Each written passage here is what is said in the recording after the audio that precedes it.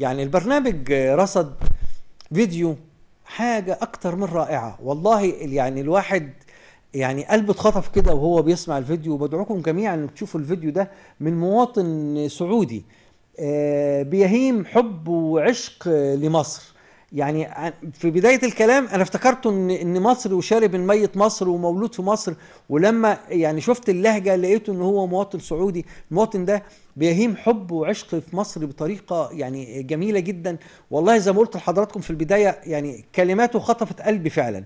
أنا بدعو كل السادة المشاهدين إن يشوفوا المواطن السعودي ده بيحب مصر قد إيه، وده شأنه شأن معظم الشعوب في الدول العربية وفي أوروبا أيضا اللي بتحب وبتعشق مصر والمصريين، واحنا عايشين آمنين مطمئنين مسالمين في هذه الدول العربية. نطلع نشوف الفيديو ده ونرجع مع حضراتكم مرة تانية. أنا كسعودي أول المتبرعين لصندوق تحيا مصر، المبادرة الجديدة التي أطلقها المصريون بالخارج. بمجرد ما يجهز رقم الحساب ثقوا إني أنا أول شخص، وقبل كل المصريين في الخارج راح يكون من أول المتبرعين لهذه المبادرة.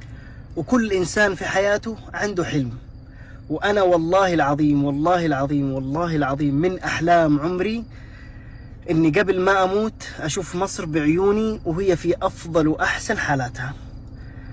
وأملي في الله سبحانه وتعالى كبير كبير والله.